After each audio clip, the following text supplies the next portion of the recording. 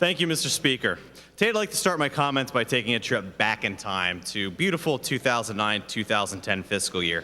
My first budget, and one I will never forget, because I believe it was done in October. Not quite on time, close. And within that 2009-2010 budget, there are a couple things called one-time transfers and other monies to support that general fund budget, such as oil and gas lease fund transfer, $60 million. Machine and equipment fund transfer, $12 million. Health cost containment transfer fund, $2.3 million. Tobacco settlement fund transfer, $151.6 million. Rainy day fund, $755 million. If you wonder what happened to the rain, it went all the way that year. Healthcare provider retention account transfer, $708 million. Oh yes, and the M-Care transfer, the illegal M-Care transfer, $100 million. That's about $1.7 billion, and I rounded down.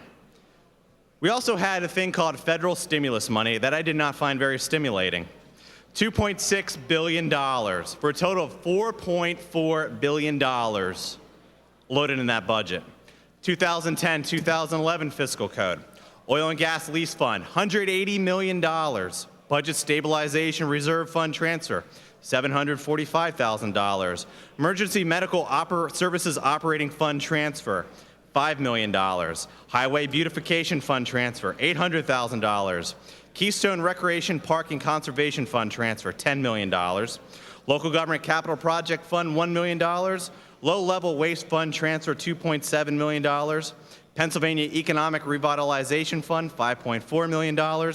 Small Business First Fund transfer, $4 million.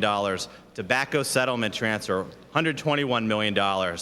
Enhanced revenue collection, $64.3 million. Oh, I forgot. Rainy day fund was spent the previous fiscal year, so that's not listed on here. Subtotal, $394.9 million. Federal stimulus money, $2.6 billion. Total, $3 billion. As you can see, Mr. Speaker, one-time transfers and failed federal stimulus funds, which egregiously funded these Democratic budgets. If this budget were actually so bad, then why have my colleagues passed on numerous opportunities to amend the bill and appropriations of which I serve? No alternative. On the House floor in second consideration, no alternative. When it came back to rules, no changes whatsoever filed in Rules Committee. Today, you could try to suspend the rules for another chance to change this budget. Still, no changes.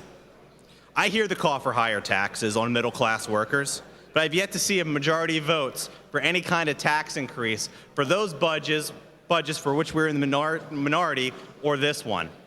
This is a realistic budget that does not raise taxes. It funds education, $20 million for special education, the first time it has had an increase since 2007, and uses a new funding formula authored by my good friend from Bucks County. $10 million for PlanCon to move school construction projects out of G. If you want PlanCon funding for your school, here's your chance. Vote yes. But you already took the opportunity to vote no against House Bill 2124 that would overhaul a horrendous system and provide more money for PlanCon funding. $100 million increase for our public schools and a new flexible block grant. $3.5 million for community colleges. $10 million for early education, pre-K counts. This is a pro-education budget, Mr. Speaker. This is a pro-taxpayer budget. 1.8% total increase, well below the rate of inflation. No cuts. Continues to phase out of the capital stock and franchise tax so our job creators can continue to create private sector job growth. Mr. Speaker, let's send House Bill 2328 to the governor's desk and let the people of Pennsylvania know we are not about taxing and spending. We're not about working against them. We're about good government, fiscal responsibility, and letting the people keep their hard-earned money. Mr. Speaker, let's get this done.